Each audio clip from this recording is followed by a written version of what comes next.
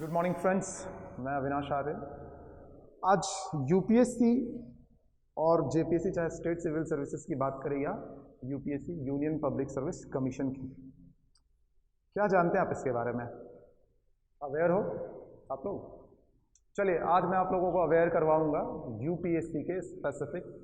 आज का जो सेशन है वो यूपीएससी का है। मैं as a UPSC JPSC GS general studies के कुछ सब्जेक्ट्स, कुछ पेपर जैसे इकोनॉमिक्स, पॉलिटी, हिस्ट्री और जनरल साइंस, हिस्ट्री के भी कुछ स्पेसिफिक सब्जेक्ट्स हैं जिनका एज अ मेंटर मैं सीडिंग सक्सेस में आप लोगों के साथ जुड़ रहा हूँ। बात करते हैं आज यूपीएससी की। यूपीएससी शुरू करने से पहले मैं इसकी शुरुआत एक शायरी से करना चाहूँगा, ठीक है? कहा गया है कि खुद ही को कर बुलंद इतना कि खुदा बंदे से आकर पूछे कि बता तेरी रज़ा क्या है, ठीक है? शायरी का कहने का मतलब ये था कि जब आप यूपीएससी की तैयारी करते हो तो आप दिमाग में ये रख लो कि आपको खुद को इतना मजबूत करना होगा कि खुद वो कंडीशन क्रिएट हो जाए कि आप एक आईएएस, आईपीएस या किसी भी आईआरएस या ग्रेड 1 ऑफिसर में आप अपने आप को देख पाओ, ठीक है? अब अपने आप को देखने के लिए आपको यूपीएससी की तैयारी कैसे करनी है आज हम लोग डिस्कस करेंगे। बहुत से बच्चों का क्वेरी होता है कि क्या सर मैं यूपीएससी कर पाऊंगा? तो बहुत इजी सवाल है। हाँ भाई, क्यों नहीं कर पाओगे? समझ में आया? ऐसा कोई भी एग्जाम नहीं है कि जो आप नहीं कर सकते। क्लियर है? चलिए, और बहुत से अब आते हैं सिलेबस। यार, बहुत से लोगों को लगता है यूपीएससी का सिलेबस क्या है सर, बहुत वास्ट है। यूपीएससी का सिलेबस इतना ज़्यादा है कि हम लोगों को पता ही नहीं चल पाता क्या पढ़ें। तो ये क्या होता है ना, जब बच्चे तैयारी करते हैं तो अगर एक सही मेंटर ना मिले आपको, एक सही प्रॉपर गाइडेंस ना मिले तो बच्चे भटक ही जाते हैं, ठीक है? क्योंकि बनना आपको क्या है, विद्वान नहीं बनना है आपको। आपको क्या करना है, आपको एग्जाम्स निकालने हैं, ठीक है? अगर यूपीएससी के सिलेबस के बारे में बात करें तो आज हम लोग चलिए डिस्कस करते हैं हाउ टू क्रैक यूपीएससी, ठीक है? और what is the syllabus of UPSC, UPSC का सिलेबस क्या है और आप यूपीएससी को कैसे क्रैक करोगे। दो बहुत इंपॉर्टेंट चीज़ है, क्योंकि जब आप एक घर बनाते हैं ना तो सबसे पहले क्या करते हैं, आप उसके बेसिक जो प्लेन्स पिलर होते हैं उसको तैयार करते हैं।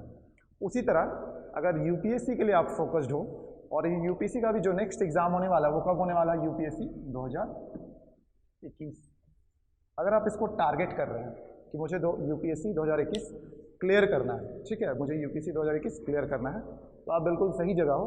आप स्टडीइंग सक्सेस के क्लास में आपको जो हमारे मेंटर्स हैं, चाहे वो मैथ्स रीजनिंग के मेंटर हो अभिषेक सर हो, या ज्योग्राफी के आदित्य सर हो, या अदर्स जो हिस्ट्री के अमित सर हो, या कोई भी, या एज अ जिस सब्जेक्ट को मैं पढ़ाऊँगा, ठीक है, एज अ मेंटर, तो आपको बहुत सारे हमारे जो मेंटर्स हैं वो आपको एक परफेक्ट नॉलेज देंगे अपने सब्जेक्ट्स में, ताकि आपको किसी भी तरह की कोई दिक्कत ना हो। क्लियर है? चलिए, आते हैं हम लोग यूपीएससी के सिलेबस के बारे में। यूपीएससी का सिलेबस बेसिकली 3 फेज़ों में बटा हुआ है। इसके एग्जाम्स की बात करते हैं तो उस एग्जाम के अकॉर्डिंग सिलेबस है। तो एग्जाम जो है इसका वो 3 फेज में बटा हुआ है, ठीक है? फेज क्या है इसका? Phase 1 is called PT. पहला जो फेज है वो क्या कहलाता है? पीटी कहलाता है। क्लियर है? दूसरा जो फेज है वो कहलाता है मेंस, और तीसरा जो फेज है वो कहलाता है इंटरव्यू। क्लियर? 3 फेज है, प्रीलिम्स, मेंस एंड इंटरव्यू। बच्चों का, बहुत सारे जो स्टूडेंट्स होते हैं उनकी क्वेरी होती है कि सर मेरा बेसिक डिफरेंस मेरे को पता नहीं कि पीटी और मेंस का सिलेबस क्या है, ठीक है? चलिए, आज हम लोग वो भी देखते हैं कि पीटी और मेंस का सिलेबस क्या है। हम लोग फेज़ 1 से शुरू करेंगे, फेज़ 2 में जाएंगे, फिर फेज़ 3 में जाएंगे, और फिर ये भी देखेंगे। ये तो सिलेबस डिस्कशन हो गया, लेकिन मैं आपको ये भी बताऊंगा कि हाउ टू क्रैक यूपीएससी, ठीक है? आप यूपीएससी क्लियर कैसे करोगे, क्या बेसिक चीज़ें हैं, किस तरह से एक पैटर्न की तैयारी होती है जिसपे आप अपने एग्जाम्स को क्लियर करते हो। क्लियर है? चलिए, आते हैं हम लोग फेज़ 1 पे। मैं अब इसको रब करता हूँ और फेज़ वाइज हम लोग आगे बढ़ेंगे। चलिए, क्लियर है एवरीवन? चलिए, गुड। हम लोग क्या करते हैं, आते हैं फेज़ 1। पहला जो मेरा फेज था, phase 1, that is called PT, जिसे हम लोग क्या बोलते हैं, प्रिलिमिनरी टेस्ट, ठीक है? हिंदी में क्या बोलते हैं, प्रारंभिक परीक्षा। क्लियर है? चलिए हम लोग इस पर आते हैं। हमारी प्रारंभिक परीक्षा जो होती है, जो पीटी होता है, किसका हम लोग किसकी बात करें आज? यूपीएससी, स्पेसिफिक यूपीएससी क्लास है ये, कि यूपीएससी की तैयारी कैसे करें, क्या सिलेबस है, ठीक है, और कैसे क्रैक करना है। पीटी की बात करें फेज 1 की, तो पीटी में 2 पेपर होते हैं, ठीक है। पहला पेपर होता है जीएस, दूसरा पेपर होता है सीसैट। सीसैट पेपर नहीं बल्कि इसे हम कहेंगे एक पैटर्न है, ठीक है, ये एक पैटर्न है। इस पैटर्न के अंदर क्या पढ़ना है जब मैं भी बताऊंगा तो आपको क्लियर हो जाएगा। बात करते हैं जीएस की। चलिए सिलेबस आने से पहले दोनों के ये जान लीजिए कि हमारा जो पहला फेज होता है पीटी, वो प्योर कैसा होता है? फेज 1 जो पीटी होता है ये प्योर ऑब्जेक्टिव पैटर्न होता है। क्या होता है? प्योर ऑब्जेक्टिव पैटर्न होता है। मतलब इसमें किसी भी तरह के सब्जेक्टिव क्वेश्चंस आपको नहीं मिलेंगे। क्लियर है? किसी भी तरह के सब्जेक्टिव क्वेश्चंस आपको नहीं मिलेंगे। इसमें आपको कैसे क्वेश्चन मिलेंगे? इसमें आपको ऑब्जेक्टिव क्वेश्चन मिलेंगे। मतलब कोई क्वेश्चन पूछा गया और उसके क्या देंगे? 4 ऑप्शंस मिलेंगे, जिसमें से एक ऑप्शन सही होगा, बाकी 3 गलत होंगे। तो आपको वहाँ पर अंदाज़ा लगाना है कि कौन सा ऑप्शन सही है। आज हम लोग इस पर भी डिस्कस करेंगे कि ऑप्शंस पकड़ने के क्या तरीके हैं यूपीएससी में। बहुत से बच्चों को पता ही नहीं होता है कि ऑप्शंस को एलिमिनेट कैसे किया जाए।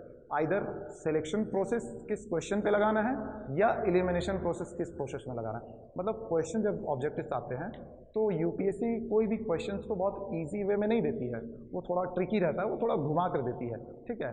तो कहाँ पर हमको क्या करना है? एलिमिनेट करना है क्वेश्चंस को, और कहाँ सेलेक्ट करना है, उसका भी एक प्रोसेस होता है। चलिए आते हैं वापस इस सिलेबस में। फेज 1 पीटी ऑब्जेक्टिव पैटर्न है। अब हम जीएस की बात करें।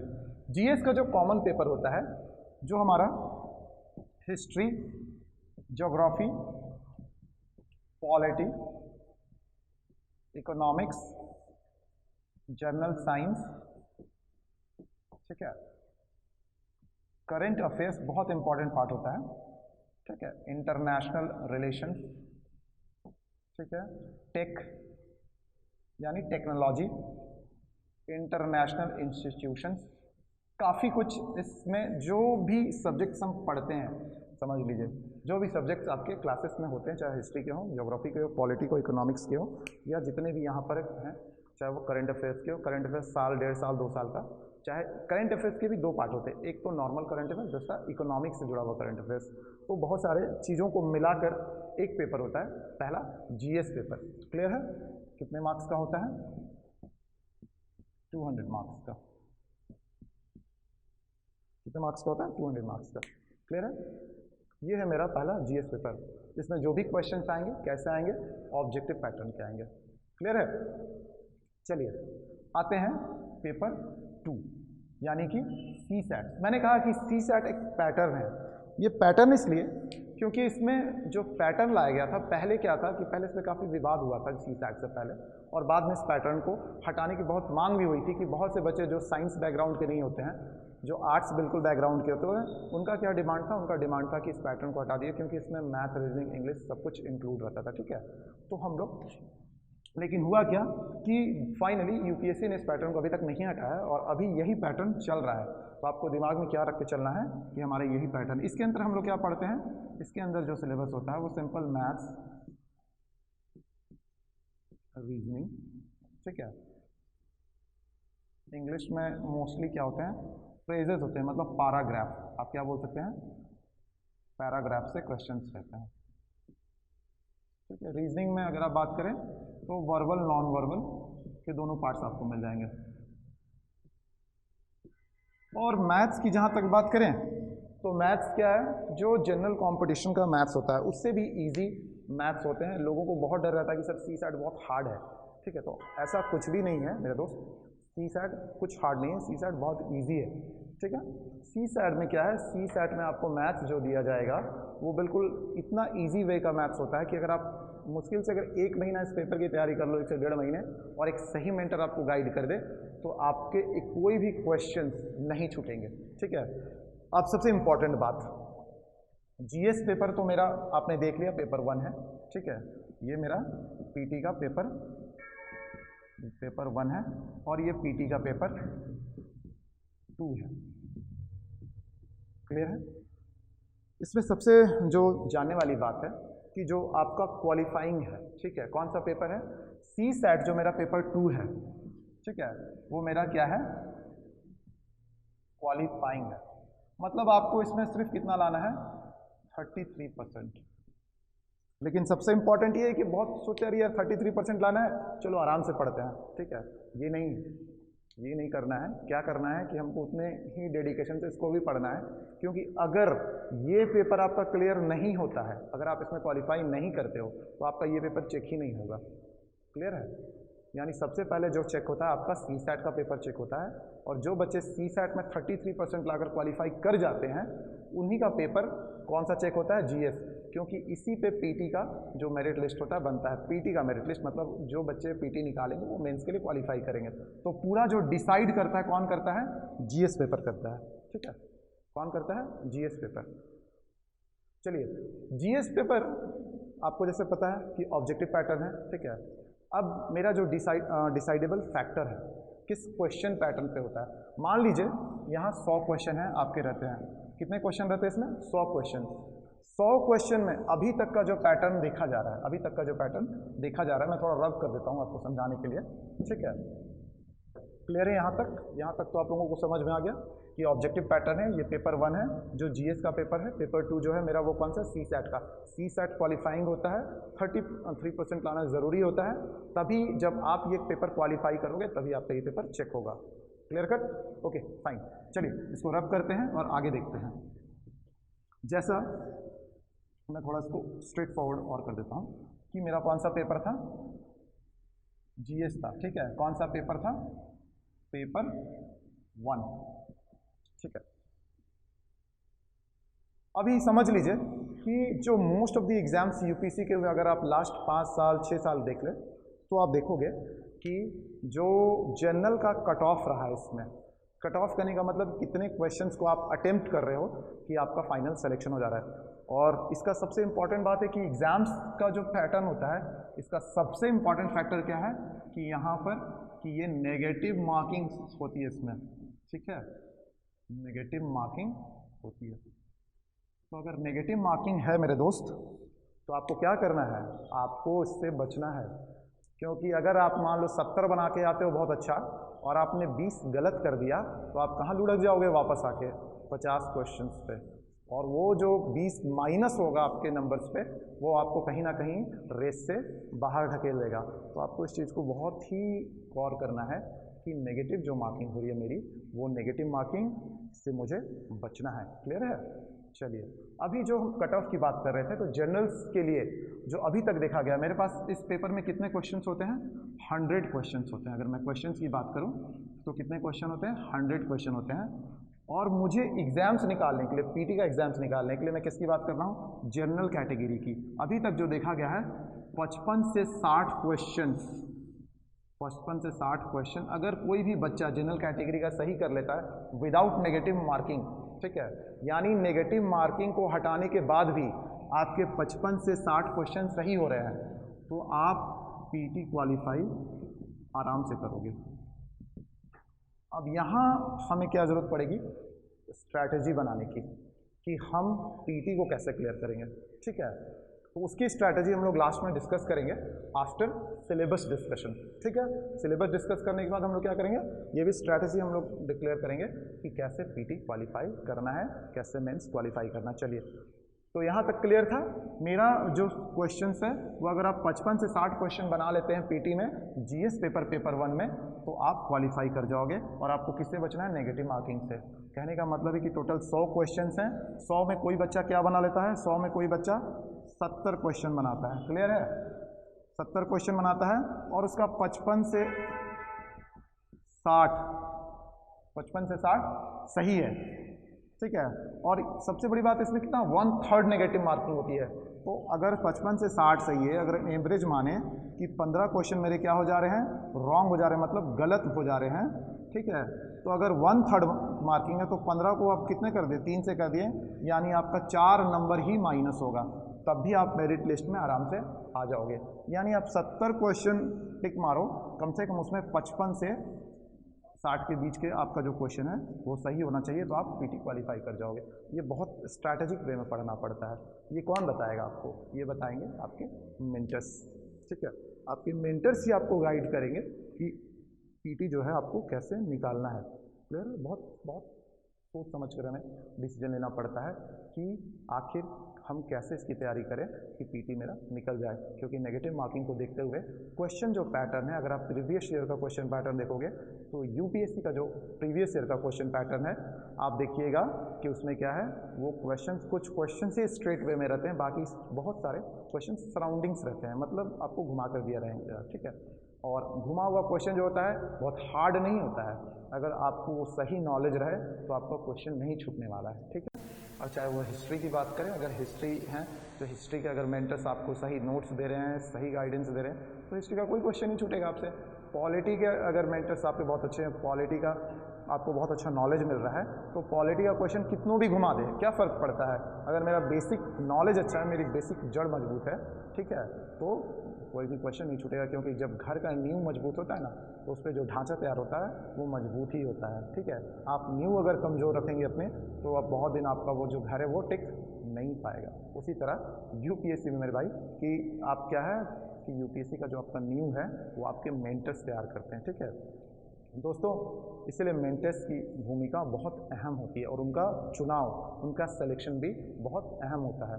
सीडिंग सक्सेस जो हमारा क्लास है वो आपको इसी तरह के मेंटर्स का एक जो एसोसिएशन है, एक ग्रुप ऑफ, एक बंच ऑफ मेंटर्स है, वो आपको देगी अलग अलग सब्जेक्ट्स के नॉलेज के लिए, जो आपको बिल्कुल प्रॉपर गाइडेंस देंगे ताकि आप यूपीएससी, जेपीएससी, एसएससी या किसी भी अदर्स एग्जाम्स को आराम से क्वालिफाई कर पाए। क्लियर है? ठीक है, चलिए ये था मेरा पीटी का पैटर्न। समरी पीटी 2 पेपर होते हैं, पेपर 1 जीएस, पेपर 2 सीसैट। ठीक है, नेगेटिव मार्किंग होती है, ऑब्जेक्टिव पैटर्न होता है। क्लियर है? आपको 55 से 60 जनरल कैटेगरी के बच्चे अगर क्वेश्चन सही कर लेते हैं, ठीक है, तो वो पीटी क्वालिफाई कर लेते हैं। उसी तरह इन्हीं में अगर आप ओबीसी का जोड़ लीजिए तो थोड़ा कम होगा। ठीक है, 50 के आसपास ओबीसी के बच्चे 50 क्वेश्चन के आसपास बना लेते हैं, तो उनका सिलेक्शन कंफर्म हो जाता है। अगर उसी तरह 45 से 50 के बीच में एससी एसटी के बच्चे बना लेते हैं, तो उनका क्वेश्चन जो सिलेक्शन है वो कंफर्म हो जाता है। ठीक है, क्वेश्चन पैटर्न पे। चलिए अब मैं इसको रद्द करता हूँ और हम लोग आते हैं मेंस में, जहाँ तक ये था मेरा पीटी का सिलेबस। ठीक है, और आप जब याद रखिएगा कि जब फाइनल जो मेरिट लिस्ट बनता है वो पीटी से नहीं बनता, पीटी सिर्फ क्वालिफाई करने के लिए होता है ताकि बच्चे जो मेरी भीड़ है वो छट जाए। मेन तो खेल जो होता है और मेन सारा जो देखिएगा जो गेम होता है वो कहाँ होता है, वो होता है आपका मेंस और इंटरव्यू में। यही वो चरण है जहां आपको पीटी निकालने के बाद संघर्ष का वास्तविक जो मूलभूत आधार है पता चलता है कि हमें कितना संघर्ष करना है और हमारी तैयारी कैसी होगी। ये थी पीटी का, चलो ये था पीटी का सिलेबस। क्लियर है? रब कर रहा हूँ। अब हम लोग आते हैं नेक्स्ट मेंस सिलेबस पर।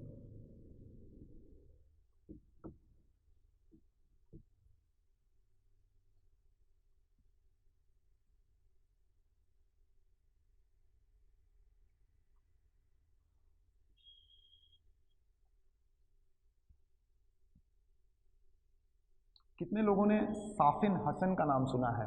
कितने लोगों ने टीना भाभी का नाम सुना है? कितने लोगों ने अतुल का नाम सुना है? कितने लोगों ने रोमन सैनी का नाम सुना है? कितने लोगों ने, बहुत सारे ऐसे आप देखोगे आईएएस आईपीएस हैं हमारे, अगर नज़दीक में देख लो तो पटना में बहुत चर्चित एक आईपीएस अधिकारी रह चुके हैं, मनु महाराज। ठीक है, रांची में उसी तरह अगर आप देखोगे तो अरविंद पांडे थे, अनिल पाल्टा थे, बहुत ही जिन्होंने बहुत नाम कमाया as a IPS, as a police अधिकारी। यहाँ बहुत सारे आईएएस भी बहुत हैं, टीना भाभी आप देख सकते हो एज ए आईएएस बहुत नाम कमा चुकी हैं। ठीक है, तो बहुत लोग हैं जो आईएएस आईपीएस रह चुके हैं। ये आईएएस आईपीएस का जो जुनून है बनने का, ठीक है, वो जुनून आपको पालना पड़ेगा अपने अंदर।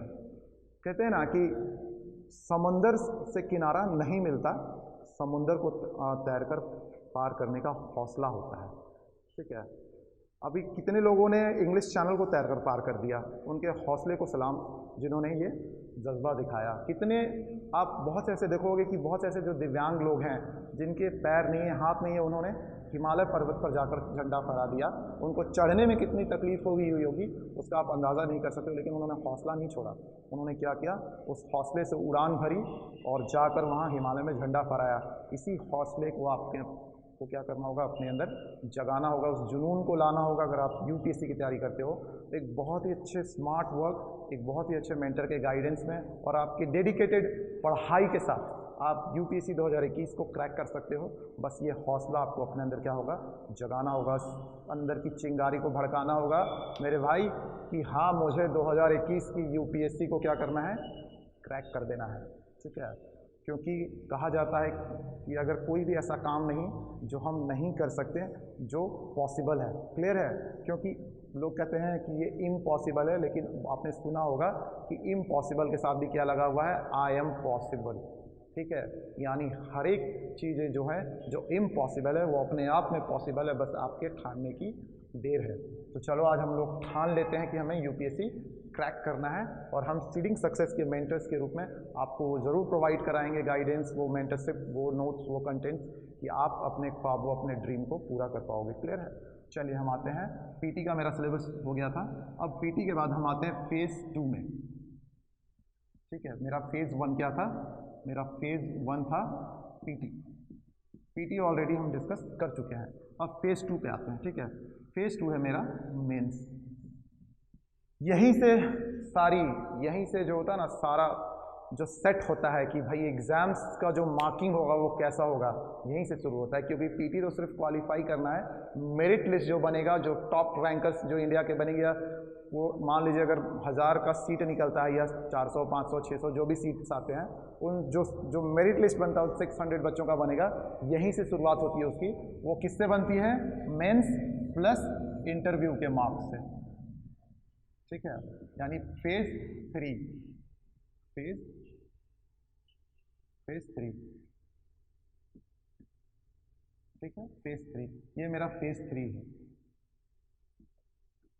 इन दोनों को मिलाकर ही हमारा क्या बनता है, मेरिट लिस्ट बनता है।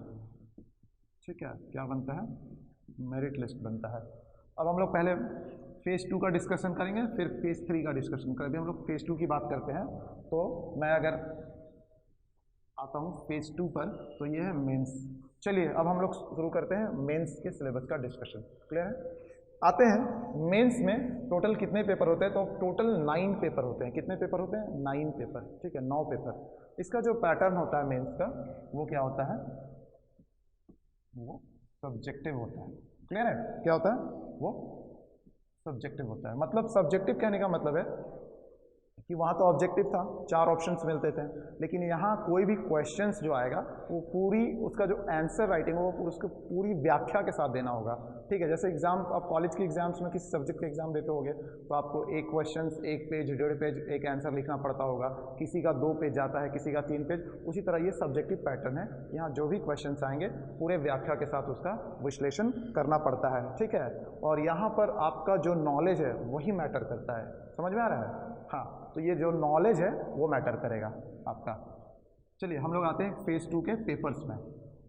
मेरा पहला पेपर, पेपर 1, यह होता है एसे का पेपर। सिंपल है, ठीक है, एसे का पेपर मतलब जो भी हॉट टॉपिक्स, जो करंट हॉट टॉपिक्स मोस्टली चल रहे हैं, उसी पे आपको एक एसे लिखने दिया जाएगा। बचपन में आपने पढ़ा होगा कि आपको गाय के बारे में एसे लिखने दिया जाता था, बैल के बारे में एसे लिखने जाता था, माई फैमिली, ठीक है, बहुत सारे छोटे छोटे टॉपिक्स थे। वो बचपन का जो है बृहत रूप आ चुका है। तो अब जो एसे का होगा ये मोस्टली करंट हॉट टॉपिक्स पे जो चल रहे हैं, ठीक है, करंट हॉट टॉपिक्स पे ही आपको लिखने दिया जाएगा। कहने का मतलब अगर बात कर ले तो अभी हाल में अमेरिका के राष्ट्रपति का चुनाव हुआ था, तो presidential election of American government, वहाँ का भी आपको दिया जा सकता है। सिंपल है। इंडिया की बात कर ले, अभी कौन सा चल रहा है विवाद, आप सब देख रहे होंगे टीवी में डेली, किसान बिल का विवाद। आपको किसान बिल के बारे में दिया जा सकता है कि क्या भाई किसान बिल है क्या, ठीक है, और उसमें कौन कौन से आर्टिकल से क्यों विवाद है, किसके लिए उन्होंने विवाद क्रिएट किया हुआ है, गवर्नमेंट का क्या स्टेप है। तो ऐसे में ये सब आपको हॉट टॉपिक्स में मिलेंगे। क्लियर है, चलिए पेपर 2 पे आते हैं। ये था मेरा पेपर 1, ठीक है। जहाँ तक मार्किंग की बात करें तो ये मार्किंग हो जाएगा 250 मार्क्स का होता है। ठीक है, कितने का मार्क्स का होता है, 250 मार्क्स का। पेपर 2, पेपर 2 पे आते हैं। पेपर 2 जो मेरा है वो है आपका Indian heritage and culture, history and geography. ठीक है, history and geography of India and world. Clear है? और इसमें थोड़ा सा ऐड होता है, वो है जनरल अवेयरनेस। मेरा पेपर 2 क्या है? पेपर 2 है Indian heritage and culture. Indian heritage and culture मतलब हो गया भारतीय साहित्य एवं संस्कृति। ठीक है, भारतीय साहित्य, संस्कृति, परंपरा, ये हो गया इंडियन हेरिटेज एंड कल्चर। इसमें आपको क्या पढ़ना है? इसमें आपको पढ़ना होगा कि मेरा हिंदू धर्म में क्या हुआ था, मेरा जैन धर्म में क्या था। ठीक है, पुराने में कौन कौन से वेद लिखे गए, कौन कौन से सांख्य दर्शन थे, तो बहुत चीज़ें होती हैं जो हम लोग को इंडियन हेरिटेज एंड कल्चर में पढ़ना होगा। इसका जब टॉपिक डिस्कस किया जाएगा तो इसके एक एक टॉपिक के बारे में आपको बताया जाएगा। ठीक है, और कौन से बुक को फॉलो करना है, जो और बहुत सारे जो कंटेंट्स आपको मिलेंगे। बुक्स की ज़रूरत ही नहीं पड़ेगी, क्योंकि यहाँ जो कंटेंट आपको दिया जाएगा ना, वो अपने आप में इतना सफिशिएंट होगा कि आपके कोई भी क्वेश्चंस नहीं छूटने वाले हैं इससे। ठीक है, तो मेरा इसमें क्या आ जाता है? Indian heritage and culture. फिर आता है history and geography of India and world. कहने का मतलब है कि हिस्ट्री में क्या आ जाएगा? अगर हम हिस्ट्री की बात करें तो हमारा 3 पार्ट पहले ही है। ठीक है, एनिशिएंट मतलब प्राचीन कालीन, प्राचीन कालीन इतिहास। फिर आता है मिडिवियल, फिर क्या आ गया? मिडिवियल मतलब मध्यकालीन, मध्यकालीन इतिहास। फिर आ गया आपका मॉडर्न मतलब आपका आधुनिक इतिहास। ठीक है, आधुनिक इतिहास। क्लियर है? ये हो गया हिस्ट्री का, ये तो हो गया इंडियन हिस्ट्री।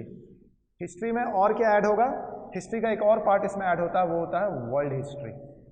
ठीक है, अगर हम हिस्ट्री की बात कर ले तो हिस्ट्री मतलब क्या हो गया? हिस्ट्री मतलब हो गया जो बीता हुआ कल, जो प्राचीन में जो हमारे साथ ऑलरेडी हो चुका है, काफ़ी कुछ जो हमारे इतिहास में दर्ज है, उन्हीं इतिहास में दर्ज चीज़ों को हमें पढ़ना है। चाहे हम प्राचीन काल में जाएं तो हमें क्या पढ़ना है? पाषाण काल, वैदिक काल, उत्तर वैदिक काल, या फिर महाजनपद काल, बौद्ध काल। ठीक है, बहुत सारी चीज़ें हैं जो हमें प्राचीन काल में पढ़नी होंगी। वहीं अगर हम मिडिवल की बात करें तो मिडिवल में कहाँ शुरू हो जाएगा? दिल्ली सल्तनत, मुगल काल। ये दो अपने आप में इतना बृहद टॉपिक है कि आपका पूरा मध्यकालीन वही कर लेता है। उसके अलावा कुछ दक्षिण भारत इसमें इंक्लूड कर दिया जाएगा, चोल है, चालुक्य हैं। ठीक है, उसके बाद मॉडर्न पे आते हैं तो जब अंग्रेज इंटर कर गए भारत में, वहाँ से मॉडर्न शुरू हो गया।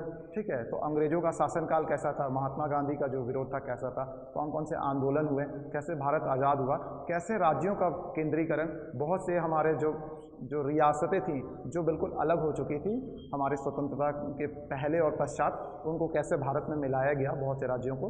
तो बहुत सारी चीज़ें हैं जो आधुनिक काल में कंटेंट करेंगी। जहाँ तक बात करें वर्ल्ड हिस्ट्री की, तो वर्ल्ड हिस्ट्री में आपको पता है फ्रांस की क्रांति, रूस की क्रांति, अमेरिकन क्रांति, बहुत सी ऐसी चीज़ें हैं जो वर्ल्ड हिस्ट्री में हमको पढ़नी है। इसके अलावा कई सारे टॉपिक्स होते हैं, तो सारे टॉपिक्स को आपको कवर किया जाएगा इसमें। कौन से? हिस्ट्री में। ठीक है, यानी history of India and world में। रही बात ज्योग्राफी की, तो सेम है, आप ज्योग्राफी की बात करोगे तो यहाँ ज्योग्राफी में भी क्या है कि आपको सारा वही है, भारत का ज्योग्राफी यानी भारत का भूगोल।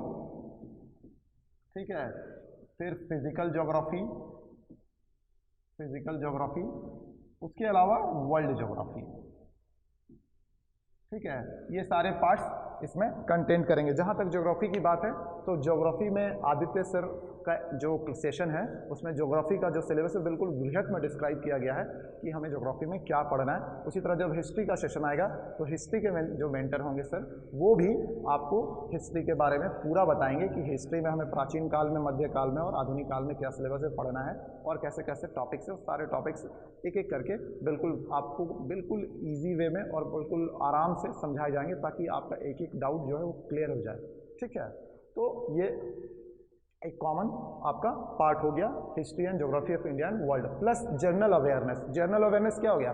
जनरल अवेयरनेस करने का मतलब हो गया कि आज की जो घटनाएं चल रही हैं उसके बारे में कहीं से भी कुछ उठाकर क्वेश्चन दे सकता है, समझ में आया? तो वो जनरल अवेयरनेस है। जैसे सिंपल एग्जाम्पल्स में क्वेश्चन अगर जनरल अवेयरनेस का इसी पार्ट में उससे पूछना होगा तो वो पूछ देगा कि आप अपने विचारों में भारत के कृषि कानूनों को कैसे देखते हैं, इसकी व्याख्या कीजिए। ठीक है, 300 शब्दों में बगल में लिखा रहेगा। तो जब इसकी व्याख्या आप करोगे तो आपको उसकी व्याख्या कैसी करनी है, कैसे उसका इंट्रोडक्शन देना है, किस आर्टिकल के तत्व, और उसका जो नीचे का नरेशन होता है, बीच के जो पार्ट्स होते हैं वो कैसे आपको लिखना है, वो कहाँ मिलेगा? वो हमारे कंटेंट्स में आपको मिलेंगे। ठीक है, कि उसका एग्जैक्टली आंसर क्या होगा, मेंस में कैसे लिखना है। ठीक है, तो यहाँ जो क्लासेस होंगी वहाँ जो कंटेंट दिए जाएंगे वो आपको मेंस के लिए सफिशिएंट दिए जाएंगे, ताकि आप इसका जो स्किल राइटिंग है, राइटिंग जो स्किल है आपका, जो आंसर राइटिंग है, वो एक परफेक्ट नरेशन में हो। ठीक है, क्योंकि देखिए जब मेंस की बात आती है तो जब मेंस का एग्ज़ाम होता है तो बहुत सिंपल है कि क्वेश्चंस जो होते हैं, ठीक है, क्वेश्चन तो आ गया। अब जो बच्चे हैं जो मेंस क्वालिफाई करेंगे, सारे बच्चे जो क्वालिफाई करते हैं मेंस को लेकर सीरियस हो ही जाते हैं, तो वो सब पढ़ कर जाते हैं। टॉपिक उन्हें भी पता है, टॉपिक आपको भी पता है, क्लियर है? अंतर कहाँ होगा? अंतर होगा आपके आंसर राइटिंग में। सब कुछ वही पढ़ कर आएंगे। हिस्ट्री में उनको भी पता है क्या पढ़ना है, आपको भी पता है क्या पढ़ना है। हिस्ट्री में वो भी लिखेंगे आंसर और आप भी लिखिएगा आंसर। ठीक है, लेकिन डिफरेंस कहाँ है यहाँ पर? डिफरेंस यहाँ पर आएगा आपके आंसर राइटिंग में। अगर आपका आंसर राइटिंग दूसरों से बेटर होगा तो ऑब्वियस सी बात है कि आपका जो मार्किंग होगा वो दूसरों से बेटर होगा। और यहाँ मेंस में जो बहुत इंपॉर्टेंट है मार्किंग फैक्टर, समझ में आया? क्योंकि जब मार्किंग फैक्टर आपका बहुत अच्छा रहेगा, ठीक है, तो आप क्या कर पाओगे, आपका मेंस का मार्क्स काफ़ी अच्छा होगा। और अगर मेंस का मार्क्स आपका अच्छा आ गया तो इंटरव्यू क्या होता है, थोड़ा ऊपर नीचे भी हुआ तो आप एक मेरिट लिस्ट में आराम से आ जाओगे। लेकिन अगर आपका मेंस का मार्क्स ही गड़बड़ हो गया तब जो मेरिट लिस्ट में आना बहुत टफ हो जाता है। ठीक है, तो ये डिफरेंस आपको कौन देगा? ये डिफरेंस देगा आपकी आंसर राइटिंग का स्किल जो है वो देगा। क्लियर है? वो आपको कैसे देगा? वो जो कंटेंट हम आपको देंगे, वो जो नॉलेज हम आपको देंगे कि कैसे लिखना है, कैसे उसका समरी लिखना है, कहाँ उसका स्टार्टिंग कैसे करना है, कहाँ कौन से पॉइंट्स को उठाना, हाईलाइट करना है, कहाँ ग्राफिकल रिप्रेजेंटेशन होगा, कहाँ फिगर के थ्रू रिप्रेजेंटेशन होगा।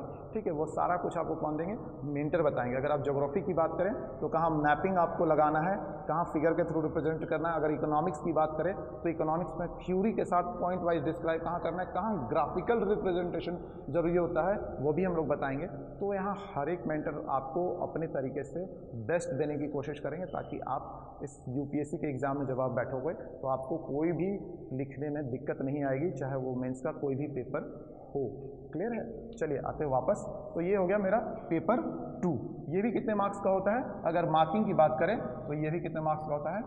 250 मार्क्स का। क्लियर है? चलिए अब मैं इसको रब कर रहा हूँ। पेपर 1 मेरा ऐसे हो गया, पेपर 2 मेरा Indian heritage and culture, history and geography of the India and world and general awareness. ठीक है, चलिए अब मैं थोड़ा रब करता हूँ इसको। चलिए अभी तक जैसा आप लोग देखे थे पेपर 1, पेपर 2, और हम लोग आते हैं पेपर 3, पेपर 4 की तरफ। यहाँ पर आप देखिएगा पेपर 3 की बात करें तो उसका जो सिलेबस है वो क्या है?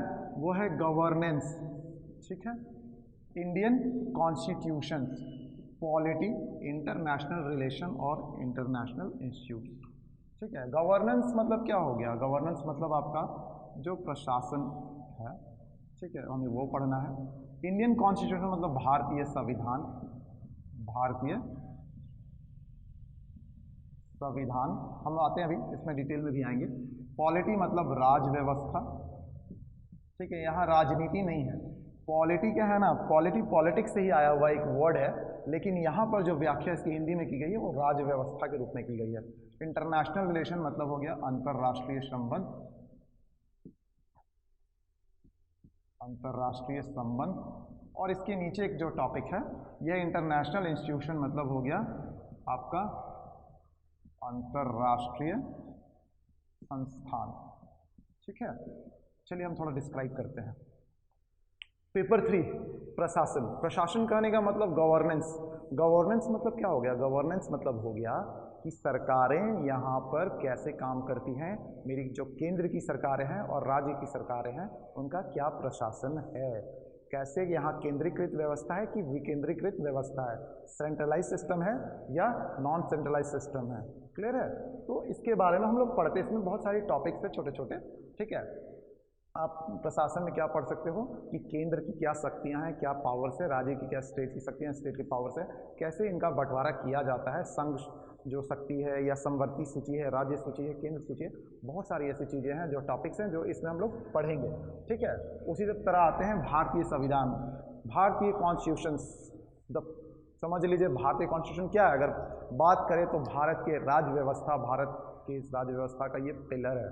हमारा संविधान ही हमें हर वो मूलभूत अधिकार देता है, हमारा संविधान ही हमें वो पावर देता है कि हम अपने नैतिक कर्तव्यों और नैतिक अधिकारों का मूल्यांकन कर सकें। ठीक है, तो ये सिर्फ एक चैप्टर नहीं है, ये आपके लाइफ से जुड़ा हुआ एक ऐसा पावर है जो आपको हर एक चीज़ों की बारे में एक वृहद जानकारी देता है कि आपका क्या अधिकार है, आप कैसे जी सकते हो अपने अधिकारों के साथ, कहाँ अपने आप, जब आपके अधिकारों का हनन होगा तो आप अपने उन हनन होते हुए अधिकारों का कहाँ मुकाबला कर सकते हो, कहाँ उसके खिलाफ अपने उनके अपील को दायर कर सकते हो। तो ये इंडियन कॉन्स्टिट्यूशन अपने आप में बहुत बड़ा है, बहुत सारे आर्टिकल्स हैं। भारतीय संविधान कब पारित हुआ, भारतीय संविधान की बैठक कब हुई, कब समिति बनी, भारतीय संविधान का प्रारूप क्या था, प्रारूप समिति के अध्यक्ष कौन थे, बहुत सारे टॉपिक्स होते हैं जो भारतीय संविधान से जुड़े होते हैं। जो ओरिजिनल संविधान था उसमें कितने अनुच्छेद थे, कितने भाग थे, अभी का जो स्वरूप है वो क्या है, बहुत सारी चीज़ें हैं। ठीक है, भारतीय संविधान में आते हैं राज्य व्यवस्था। राज्य व्यवस्था जब बात कर लें तो सिंपल है कि हमें पॉलिटी में क्या पढ़ना है, सबसे जो 3 पिलर्स है इसके, विधायिका, न्यायपालिका और कार्यपालिका, जो इसके 3 पिलर्स है। इन 3 पिलर्स में ही अपने आप में बहुत से चैप्टर हैं। जहां अगर विधायिका की बात कर ले तो अपने आप में संसद, सांसद, विधायक, ठीक है, विधानसभा और क्या हो जाएगा, राज्यसभा, लोकसभा, सारी कुछ इसमें चले जाएंगे विधायिका में। जहां कार्यपालिका की बात कर ले तो कार्यपालिका भी जो होंगे वो अपने आप में चुनाव आयोग, योजना आयोग, ठीक है, बहुत सारे लोक लेखा अधिकारी, जो बहुत सारे चैप्टर्स हो जाएंगे जो उसमें चले जाएंगे कार्यपालिका। न्यायपालिका की बात करें तो न्यायपालिका में जितने भी न्यायालय होंगे, उच्चतम न्यायालय, उच्च न्यायालय और जितने अधीनस्थ न्यायालय हैं सब न्यायपालिका में चले जाएंगे। यानी अगर हम और राज्य व्यवस्था की बात करें तो राज्य व्यवस्था में हमें 3 पिलर्स जो हैं वो तीनों पढ़ने होंगे। कौन कौन से? तो हमारे 3 पिलर्स कौन कौन से हो गए विधायिका, फिर कार्यपालिका और तीसरा जो पिलर है वो है न्यायपालिका। ठीक है, इन तीनों के बारे में बृहद रूप से पढ़ना है और इसमें बहुत सारे चैप्टर हैं। ठीक है, फिर आता है इंटरनेशनल रिलेशन, अंतर्राष्ट्रीय संबंध। मेरे संबंध आपके साथ कैसे हैं ये नहीं बताना है। यहाँ क्या है, अंतर्राष्ट्रीय संबंध। भारत के परिप्रेक्ष्य में ज़्यादा पूछा जाता है कि भारत का चाइना के साथ कैसा संबंध है। देख ही रहे अभी ऑलमोस्ट भयंकर टेंशन चल रहा है, कब युद्ध हो जाए ये भी नहीं पता चलता। ठीक है, पाकिस्तान के साथ कैसा संबंध है तो नहीं लिख दीजिएगा कि बहुत मधुर संबंध है। ठीक है, तो मधुर अगर रहता तो अभी जो चल रहा है वो होता नहीं। अभी तो यहाँ एक दूसरे को कब दोनों बम मार देंगे वो भी नहीं पता चल रहा है, ये स्थिति हो गई है। ठीक है, तो हम लोगों को कैसे लिखना है वो हम लोग बताएंगे। तो यहाँ क्या पूछा जाता है, भारत के परिप्रेक्ष्य में ज़्यादा पूछा जाता है इंटरनेशनल रिलेशन में कि भारत के नेपाल के साथ कैसे संबंध है, भारत के बांग्लादेश के साथ कैसे संबंध है, भारत के पाकिस्तान के साथ कैसे संबंध है, अच्छे और बुरे दोनों। क्लियर है, कौन सा विवाद है भारत पाकिस्तान के बीच में, कौन से सीमा विवाद हैं, कौन से चाइना के साथ सीमा विवाद है, मैकमोहन लाइन्स क्या है। ठीक है, तो बहुत सारी चीज़ें होती हैं। तो LOC में कौन सा विवाद चल रहा है और क्या क्या अभी हाल में गलवान घाटी हुआ, कहाँ हुआ था, चाइना के साथ हुआ था। आपको एक टॉपिक उठा कर दे देगा उससे लिखने। ठीक है, कि भारत का भी वर्तमान में जो घटनाक्रम घटा गलवान घाटी पर, उसमें अपनी व्याख्या कीजिए और वो किस लिए उस पर विवाद चल रहा है। ठीक है, तो आपको जब तक उसका पूरा डीप नॉलेज नहीं होगा आप उसका आंसर नहीं दे पाइएगा। तो वो डीप नॉलेज आपको कौन देगा, वो देंगे आपके मेंटर्स। वो मेंटर आपको बताएंगे, इंटरनेशनल जब रिलेशन का चैप्टर चलेगा तो आपको बताएंगे कि उसमें भारत और चाइना के बीच में जो विवाद है उसमें एक है गलवान घाटी विवाद, और उस गलवान घाटी विवाद के अंतर्गत क्या क्या डीप पॉइंट्स हैं जिन पर ये विवाद चल रहा है, तभी आप उसका आंसर एक सही से लिख पाओगे। ठीक है, तो मेंस में आपको काफ़ी कुछ पढ़ना है, लेकिन क्या है, स्मार्टली वर्क पढ़ना है। और स्मार्ट पढ़ने का करने का मतलब है कि आप बुक्स 1000 होंगे, आपको 1000 बुक्स नहीं पढ़ना, आपको विद्वान नहीं बनना। आपको क्या करना है, आपको एग्जाम निकालना, आपको IAS IPS बनना है, उसके बाद आप विद्वान बनते रहिए। ठीक है, तो उसके लिए हम लोग क्या करेंगे, उसके लिए हम लोग स्मार्टली वर्क करेंगे, ठीक है। और स्मार्टली वर्क कब होगा, जब आपके मेंटर्स आपको पूरी तरह से स्मार्टली गाइड करेंगे, ठीक है। तो आपको जैसे ही स्मार्टली गाइड करेंगे, आप ऑटोमेटिक उस पर धीरे धीरे आपकी पकड़ बनती जाएगी। और आने वाले टाइम पे जब आप यहाँ पर टेस्ट सीरीज होगा, मेंस के लिए आपको तैयार किया जाएगा आपके स्किल को। जब आप आंसर राइटिंग लिखोगे मेंस की जगह, टाइम टू टाइम हम लोग क्या करेंगे, जब आंसर राइटिंग स्किल के लिए आपको क्या होगा, आंसर मेंस टेस्ट सीरीज होगा तो आपका आंसर क्या हो जाएगा, अपने आप इम्प्रूव कर जाएगा। उसके लिए काफ़ी कुछ यहाँ पर हमारा प्लान किया हुआ है कि आपके जो आंसर राइटिंग स्किल को कैसे इम्प्रूव करना है, ठीक है। तो उसका आपको टेंशन नहीं लेना है, सीडिंग सक्सेस एकमात्र उसका आंसर है, ठीक है। आपके सारे जितने भी डाउट्स हैं उसका। चलिए आते हैं अंतर्राष्ट्रीय संस्थान। अंतर्राष्ट्रीय संस्थान से आप क्या समझते हो, क्या मतलब जो कैम्ब्रिज इंस्टीट्यूट जो हो गया, या ऑक्सफोर्ड यूनिवर्सिटी हो गया, जो बच्चे विदेश में पढ़ने जाते हैं वो? हाँ बिल्कुल नहीं। बहुत से बच्चों का क्वेरी आ जाता है कि सर कैम्ब्रिज इंस्टीट्यूट ऑफ ये सब क्या अंतर्राष्ट्रीय संस्थान है? ऑब्वियसली बात है, कोई भैया यूके में है, कोई यूएसए में है, तो क्या हो गया, यहाँ पर सब तो अंतर्राष्ट्रीय संस्थान हो, लेकिन हमको वो नहीं पढ़ना, वहाँ एडमिशन नहीं लेना है। अंतर्राष्ट्रीय संस्थान करने का मतलब है आपको मोस्टली किसके बारे में पढ़ना है, उन संस्थानों के बारे में जो कहीं ना कहीं अंतर्राष्ट्रीय घटनाक्रमों में अपना हस्तक्षेप या तो डायरेक्ट या इनडायरेक्ट रूप से करती है, ठीक है। चाहे वो भारत के ही परिप्रेक्ष्य में क्यों ना हो। तो क्या क्या हो सकता है, world bank, IMF, UNO, UNICEF, ठीक है, WHO, बहुत सारे ETC, बहुत सारे संस्थान, ये सब आप देखिएगा बहुत सारे संस्थान हैं, ठीक है ना, जो कहीं ना कहीं किसी ना किसी रूप में भारत के किसी ना किसी डिसीजंस में उनका योगदान रहता है। अगर आप बात करें वर्ल्ड बैंक की, तो हमें कहीं कर्ज लेना पड़ता है, जब हमारी अर्थव्यवस्था को इसकी ज़रूरत होती है पैसों की, तो हम लोग कहाँ से कर्ज लेते हैं, भारत को ज़रूरत है तो RBI को अगर कर्ज लेना है छोटा मोटा तो अपने ही बैंकों से ले लेती है, जो हम लोग रेपो रेट और रिवर्स रेपो रेट में पढ़ेंगे, ठीक है।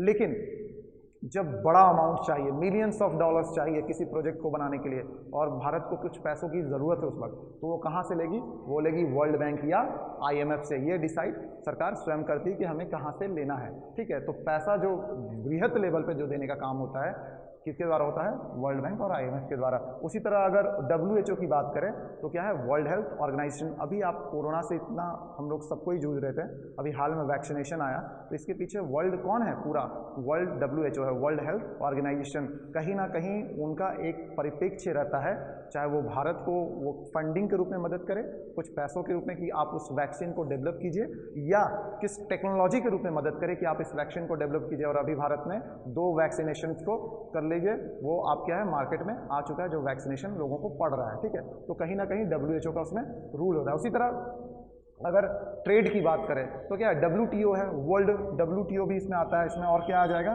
इसमें अगर बात करें तो WTO भी आता है, वर्ल्ड ट्रेड ऑर्गेनाइजेशन। मतलब अगर व्यापार हो, कोई भी आयात निर्यात होता है जब 2 देशों के बीच में अंतर्राष्ट्रीय रूप से, ठीक है, बहुत सारे देशों के बीच में अंतर्राष्ट्रीय रूप से, तब किसकी, उसके लिए कौन सी संस्था है, उसके लिए है WTO, वर्ल्ड ट्रेड ऑर्गेनाइजेशन, विश्व व्यापार संगठन। समझ में आया। तो इस तरह की बहुत सी संस्थाएं होती है जिनको हम लोग बृहत रूप से पढ़ेंगे कि इनकी वर्तमान अध्यक्ष कौन है, इनके कितने मेंबर्स हैं, इनमें कब कौन जुड़े, इनका गठन कब हुआ, इत्यादि इत्यादि। तो जब हम लोग इसका डीप में जाएंगे तो काफ़ी कुछ पढ़ने को मिलेगा आपको, ठीक है। उसके लिए आपको टेंशन नहीं लेना। तो ये था मेरा पेपर 3 का सिलेबस, क्लियर है। और ये भी कितने मार्क्स का होता है, ये भी होता है 250 मार्क्स का। चलिए अब हम आते हैं पेपर 4 में। पेपर 4 में क्या पढ़ना है हमें, economics, biodiversity, environmental, general science and land reforms. थोड़ा हम इसको और एक्सप्लेन कर रहे हैं। इकोनॉमिक्स, बात करें इकोनॉमिक्स की, हम आते हैं इकोनॉमिक्स में। अगर हम इकोनॉमिक्स की बात करें तो यहाँ पर भी हमें क्या क्या पढ़ना है, हमें 3 पार्ट में नहीं पढ़ना है। पहला जनरल इकोनॉमिक्स, दूसरा है वर्ल्ड इकोनॉमिक्स, ठीक है, और तीसरा है इकोनॉमिक, जिसे मैंने बांटा है इकोनॉमिक करंट अफेयर्स, ठीक है, इकोनॉमिक करंट अफेयर्स।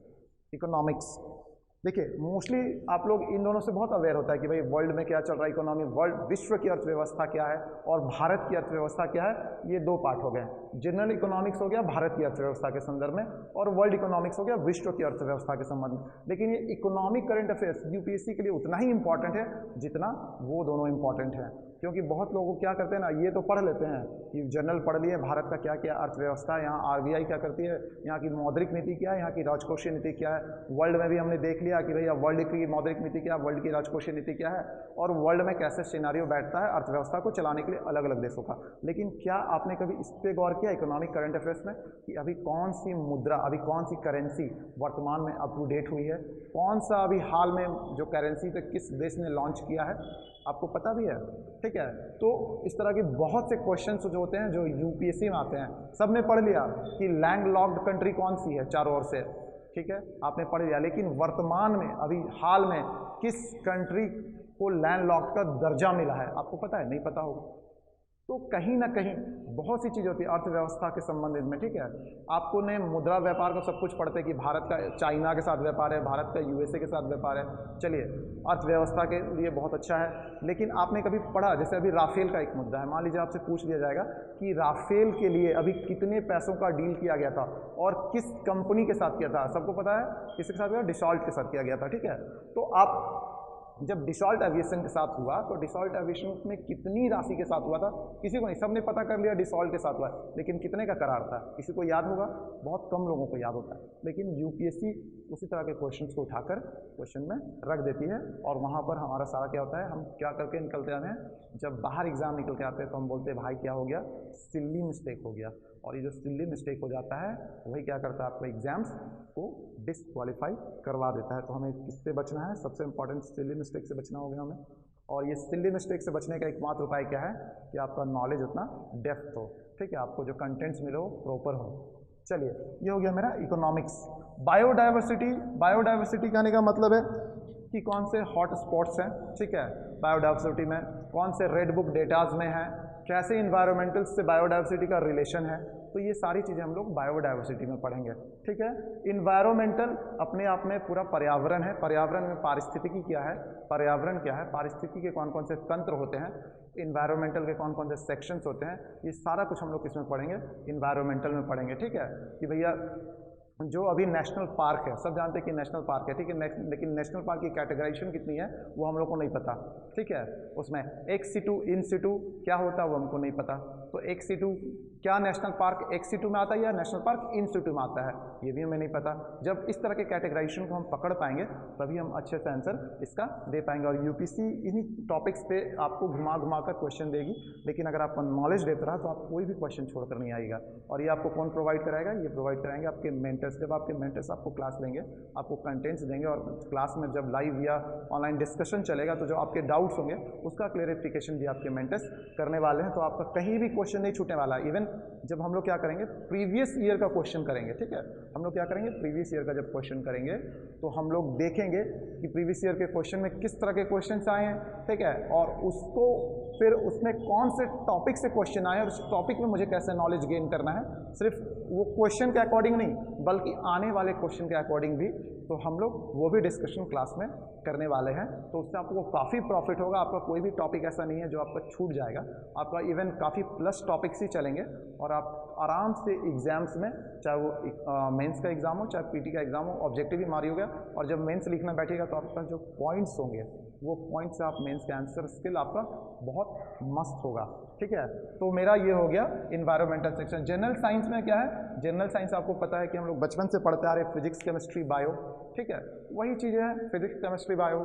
केमिस्ट्री में जाओ, फिजिक्स में जाओ, फिजिक्स में जाओगे तो क्या पढ़ना है, लाइट पढ़ना है आपको, मैग्नेटिज्म पढ़ना है, ठीक है, इलेक्ट्रिसिटी पढ़ना है, तो उसी तरह का नॉर्मल चीज़ है। अब यहाँ पर जाओगे तो केमिस्ट्री में शुरुआत होगा तो न्यूक्लियस है, रेडियो एक्टिविटी है, न्यूट्रॉन है, प्रोटॉन है, ठीक है, केमिकल रिएक्शन है, तो आपको बहुत सारे चैप्टर्स हैं, केमिकल बॉन्डिंग है। तो आप जब जाओगे तो उसी तरह की जो चीज़ आपने 9th 10th में बचपन में पढ़ी होंगी वही सारी चीज़ें पढ़नी है आपको। बस आपके मेंटर्स मस्त हों, आपको समझ में अच्छा आएगा। जब आपको समझ में अच्छा आएगा तो आप लिखोगे अच्छा, ठीक है। तो यहाँ से बहुत ईजी क्वेश्चंस पैटर्न्स फॉलो होते हैं जो आराम से पकड़े जा सकते हैं अगर आपका प्रॉपर गाइडेंस हो तो, ठीक है। चलिए, लैंड रिफॉर्म्स इंडिया में कौन कौन से लैंड रिफॉर्म्स हुए? पहला लैंड रिफॉर्म्स कितने वो पता है, अभी बोल देंगे। सबसे पहला लैंड रिफॉर्म्स कब हुआ था, बहुत लोगों को नहीं पता था। किस स्टेट के लिए किया गया था? बिहार के लिए किया गया था पहला लैंड रिफॉर्म्स, आपको ये भी नहीं पता होगा। लेकिन जब ये कब होगा, जब आप पूरे टॉपिक पे अच्छे से आपकी पकड़ होगी। तो आपको पता होगा कि जो लैंड रिफॉर्म्स आए थे, अंग्रेजों के शासनकाल में लैंड रिफॉर्म्स बहुत आए थे। अगर झारखंड की बात कर ले तो यहाँ का सबसे बड़ा लैंड रिफॉर्म्स है, जो यहाँ का काफ़ी विवाद का भी मुद्दा शुरू से रहा है, कौन है? CNT और SPT। जेपीएससी में अपने आप में एक बहुत सारे क्वेश्चन इससे आ जाते हैं कि CNT कब आया, विल्किंसन रूल कब आया, SPT कब आया, SPT कहाँ पर चलता है, CNT कहाँ पर चलता है, ठीक है।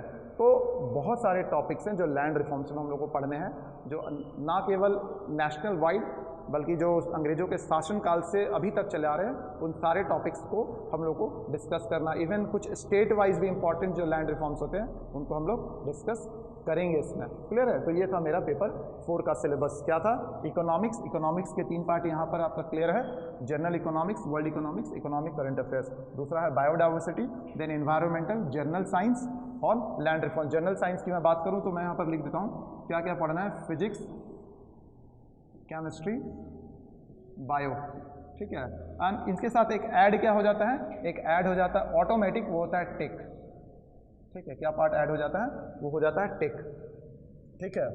अगर टेक की बात करें तो टेक मतलब हो गया टेक्नोलॉजी, यानी वर्तमान का जो आपका प्रौद्योगिकी है। आप क्या डीआरडीओ के बारे में आप क्या जानते हो, आप इसरो के बारे में क्या जानते हो, आप फेल के बारे में क्या जानते हो, मिसाइल जो टेक्नोलॉजी आप क्या है, मिसाइल टेक्नोलॉजी में भी अभी आपने देखा होगा बहुत सारे सुपरसोनिक, हाइपरसोनिक, ठीक है, मिसाइल्स हैं। कौन कौन से कैटेगराइज मिसाइल हैं, पृथ्वी 2, पृथ्वी 3, अग्नि 1, अग्नि 2, अग्नि 3 का क्या कैटेगराइजेशन है, कितनी रेंज है, सब कुछ पढ़ना है हमें इसके, ठीक है। और हम लोग इससे डिटेल में पढ़ेंगे पूरा टेक में। जब टेक का क्लास चलेगा तो एक एक चीज़ हम लोग डिटेल में पढ़ेंगे, ठीक है। तो टेक्नोलॉजी ऑटोमेटिक साइंस के साथ ऐड हो जाता है। यानी ये था मेरा पूरा पेपर 4 का सिलेबस। और ये भी कितने मार्क्स का होता है? अगर मार्क्स की बात करें तो ये भी 250 मार्क्स का होता है, ठीक है। चलिए अब हम लोग आते हैं इसके नेक्स्ट पेपर्स। हम लोग 5 और 6 के आगे 5, 6, 7, 8, 9 हमारा जो पेपर बच गया उसको डिस्कस करते हैं, ठीक है। जैसा कि इससे पहले अभी हम लोग डिस्कस ही कर चुके हैं पेपर कहाँ तक, पेपर 4 तक। चलिए paper 5, paper 6, paper 7, paper 8, paper 9, अब हम लोग यहाँ तक डिस्कस करेंगे इसके आगे मेंस का सिलेबस। क्लियर है? उससे पहले आपने लक्ष्य मूवी देखी है किसी ने? हाँ जी, ऋतिक रोशन वाली, करेक्ट। आपने देखा है ऋतिक रोशन का जो कैरेक्टर रहता है उनको, उसको उसमें आपने देखा होगा कि वो बिल्कुल डाइवर्स रहता है, उसे पता ही नहीं रहता उसे क्या करना है एग्जैक्टली। लेकिन जब उस अपना लक्ष्य वो मतलब मान लेता है कि मुझे आर्मी ज्वाइन करनी है, जब वो अपना लक्ष्य बना लेता है एक बार कि मुझे आर्मी ज्वाइन करनी है, और आर्मी में ज्वाइन ही नहीं करनी बल्कि कुछ इतिहास रचना है, ठीक है, तो वो आर्मी ज्वाइन भी करता है और वो इतिहास भी रचते हैं, ठीक है। समझ में आ रहा है? तो आपका जो लक्ष्य है वो लक्ष्य आपको साधने के लिए आपको अपना लक्ष्य निर्धारित करना होगा। माय डियर स्टूडेंट्स, लक्ष्य आपको ये बताना होगा कि आपका जो लक्ष्य होगा वो मेरा यूपीएससी है। और अगर इस लक्ष्य में अगर कहीं कठिनाई होती है तो आप एक अच्छे मेंटर से मिलें, ठीक है, और सीडिंग सक्सेस आपको मेंटर देगी यहाँ पर, जिससे आप अपने लक्ष्य को प्राप्त कर सकते हो। क्लियर है? चलिए हम आते हैं पेपर 5 एथिक्स। इसका जो सिलेबस है ethics and integrity, case study, public and civil behaviour. बात करें एथिक्स एंड इंटीग्रिटी। एथिक्स मतलब हो गया नैतिकता। एथिक्स मतलब क्या हो गया? नैतिकता, मतलब मोरालिटी। एथिक्स आपने सुना होगा कि आपके अंदर क्या, आपने बचपन में सब कोई पढ़ा होगा नीति शिक्षा, ठीक है, तो ये कुछ है नहीं। आपने जो बचपन में नीति शिक्षा पढ़ी है उसी नैतिकता पे आधारित एक चैप्टर, और सबसे इजी चैप्टर है और स्कोरिंग भी है। अगर आप इसको अच्छे से पढ़ोगे तो आप बहुत अच्छा स्कोर कर सकते हो, क्योंकि हर एक बच्चा जानता है कि नैतिक शिक्षा क्या है और मोरालिटी, जो हमारा जो मोरल है, जो हमारा क्या है, नैतिकता, हमारे अंदर का जो इंसानियत है वो किस तरह का है, ठीक है। तो जब क्वेश्चंस इसमें पूछे जाएंगे नैतिक शिक्षा से या नैतिकता पे आके, तो क्या आ जाएगा आपका, जैसे आपको पूछ दिया जाएगा कि आपके मूल कर्तव्यों को आप कैसे देखते हो, ठीक है, आपके मूल कर्तव्यों को आप कैसे देखते हो, या आप किसी भी पर्टिकुलर सिचुएशन में आपकी नैतिकता कैसी होगी।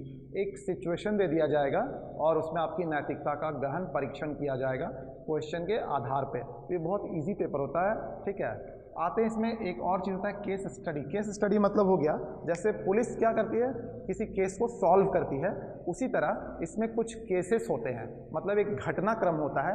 उस घटनाक्रम को आपको क्या होगा, पढ़ाया जाएगा। जब हम लोग बताएंगे तो आपको बताएंगे किस तरह का घटनाक्रम होता है। बहुत अलग अलग तरह के घटनाक्रम होते हैं, उस घटनाक्रम को आपको पढ़ना है और उसी घटनाक्रम पे आधारित क्वेश्चंस पूछे जाते हैं जो बहुत इजी होते हैं। अगर आप घटनाक्रम को सही से पढ़ोगे और विश्लेषण उसका कर पाते हैं आप तुरंत, तो आप बहुत आराम से उसका आंसर दे पाइएगा। तो ये बहुत इजी पेपर होता है, ठीक है।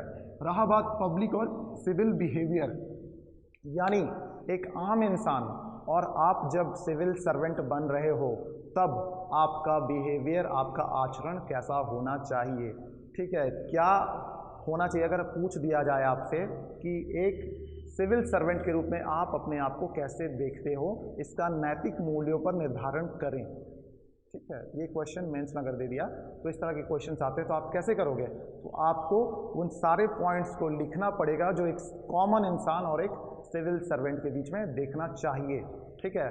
उसके अंतर को कौन कैसे पता चलेगा, तो वो सारा कुछ आपको नोट्स में मिलेगा, तो आप खुद ही समझ जाओगे। और जो मेंटर्स आपको बताएंगे बहुत इजी वे में बताएंगे, ठीक है, कि सिविल और पब्लिक बिहेवियर कैसे हमारा डिफरेंस हो सकता है। क्या होता है, एक कॉमन आदमी जब आप बैठते हो एज अ कॉमन मैन तो बहुत सारी खामियां होती है, लेकिन जब आप एक सिविल सर्विस में एक IAS IPS के रूप में आप सामने आओगे तो बहुत सारी चीज़ों को ध्यान में रखना होता है। बहुत इंपॉर्टेंट होता है कि आपका डिसीजन मेकिंग पावर कैसा है, आप प्रेजेंस ऑफ माइंड आपका कैसा है, एट ए टाइम आप कैसे डिसीजन लेते हो, ये सारी चीज़ें बहुत इंपॉर्टेंट होती है, ठीक है।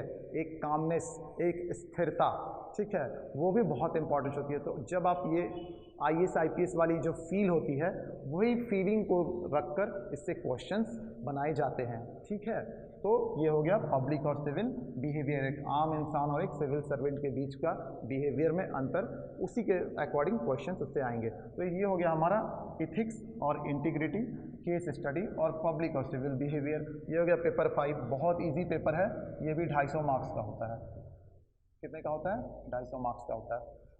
और इसमें तो अगर सही से तैयारी करें, ठीक है बच्चा, तो काफ़ी अच्छा नंबर आपका मतलब आ सकता है और काफ़ी स्कोरिंग सब्जेक्ट है, ठीक है। तो मेंस के लिए बहुत बच्चे क्या करते हैं, इसमें अच्छा स्कोर लाते हैं, जिससे उसका मेंस का पेपर क्या हो जाता है, स्कोरिंग के लेवल में बहुत अच्छा चला जाता है। तो इसको जब पढ़ाया जाएगा तो आपको इससे ईजी सब्जेक्ट कुछ नहीं लगेगा, तो इसको आपको टेंशन नहीं लेना है। नेक्स्ट हो गया पेपर 6। पेपर 6 और पेपर 7 क्या था, थोड़ा सा मैं समझा दूँ। पहले पेपर 7 का नंबर जोड़ा जाता था, पहले पेपर 7 का नंबर इंग्लिश जोड़ा जाता था, लेकिन फिर बीच में एक विवाद हुआ।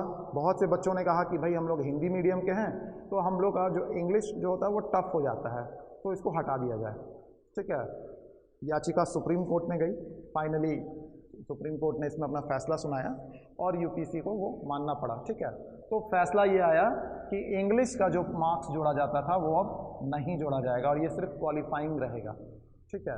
नहीं तो पहले किसका था, इंग्लिश का मार्क्स जोड़ा जाता था, लेकिन अब ये दोनों पेपर, पेपर 6 और 7, ये दोनों पेपर क्या हो गए हैं, ये क्वालिफाइंग हो गए हैं। इनका मार्क्स जो है मेरिट लिस्ट में नहीं जोड़ा जाता है, ठीक है। इन दोनों पेपर का मार्क्स क्या है, मेरिट लिस्ट में नहीं जोड़ा जाता है, यानी इन दोनों पेपर को सिर्फ पास करना है आपको। और ये पेपर 6 की बात करें तो पेपर 6 में जो हिंदी माध्यम वाले वो हिंदी रख सकते हैं, या कोई दूसरे माध्यम के जैसे उर्दू वाले उर्दू रख सकते हैं, बांग्ला वाले बांग्ला रख सकते हैं। उसी तरह जो भी अनुसूचियाँ में जो भी लैंग्वेजेस शामिल है 8वीं अनुसूची में, ठीक है, वो अपने लैंग्वेजेस को रख सकते हैं, ठीक है। यानी हिंदी, उर्दू, बांग्ला, तमिल, तेलुगु, कन्नड़, ठीक है, कुछ भी रख सकते हैं और वो इस पेपर को अपना दे सकते हैं। और ये प्योर कैसा होता है, हिंदी का अगर आप बात करें तो हिंदी में क्या आएगा, हिंदी का जो पेपर होगा इसका होगा, ये मोस्टली होगा व्याकरण का पोर्शन इसमें, ठीक है। मोस्टली व्याकरण का पोर्शन होता है, उसके साथ क्या आ जाएगा, निबंध लेखन आ जाएगा और कुछ और भी चीज़ें ऐड हो जाती है। संधि, समास, आपको व्याकरण पता है क्या क्या होता है, संज्ञा, सर्वनाम, संधि, समास, विग्रह, यही सारी चीज़ें, ठीक है। तो ये सारी चीज़ें हमको पढ़नी है, प्लस क्या पढ़ना है, कुछ हॉट टॉपिक्स पढ़ के जाना है जिस पे आपको निबंध लिखने दे दिया जाएगा। तो एक बिल्कुल क्वालिफाइंग है, सिर्फ जांचा जाता है कि आप एक अधिकारी बन रहे हो तो आपको हिंदी आती है कि नहीं, या कोई जो 8वीं अनुसूची में जो भी लैंग्वेजेस शामिल है उसमें कोई एक लैंग्वेज आपको आता है कि नहीं। तो ये क्वालिफाइंग है, सिर्फ आपको क्वालिफाई करना। उसी तरह इंग्लिश की बात करें तो इसमें भी क्या पूछा जाता है, मोस्टली ग्रामर का पोर्शन पूछा जाता है, प्लस और क्या पूछा जाता है, पैराग्राफ या फ्रेज राइटिंग, ठीक है, फ्रेज राइटिंग, इसी तरह के जो सिलेबस है।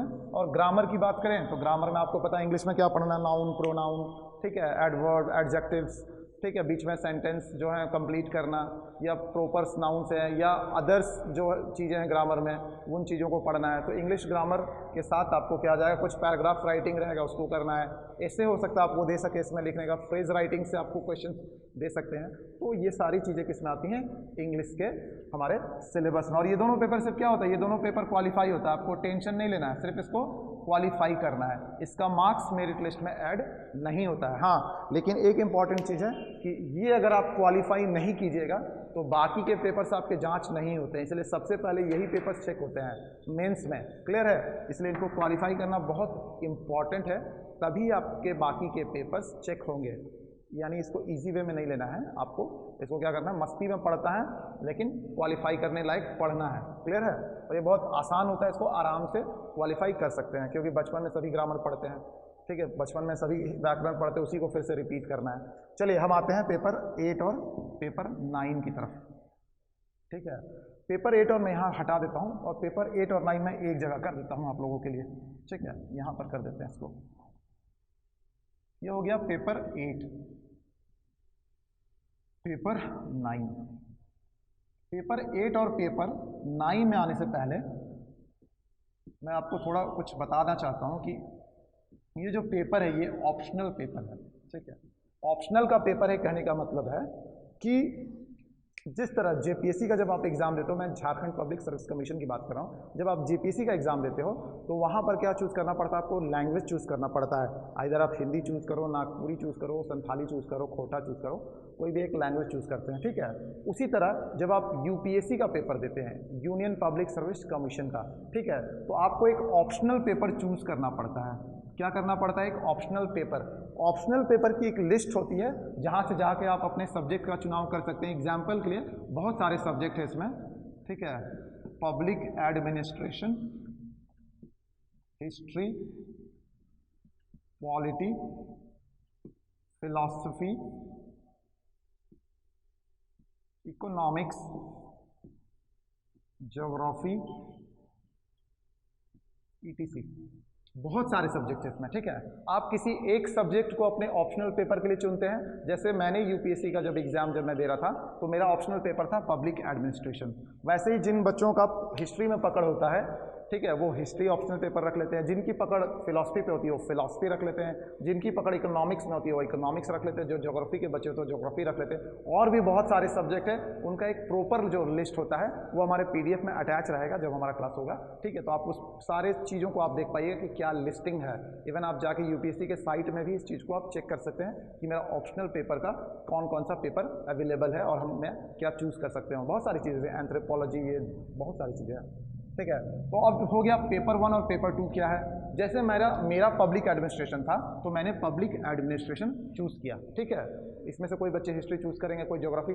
अब क्या होता है, किसी भी चूज़ को, जो आप सब्जेक्ट चूज़ कर रहे हो, मान लो आपने ज्योग्राफी चूज़ किया तो ज्योग्राफी, मैं थोड़ा सा रब कर देता हूँ यहाँ ऊपर में। ठीक है, इसको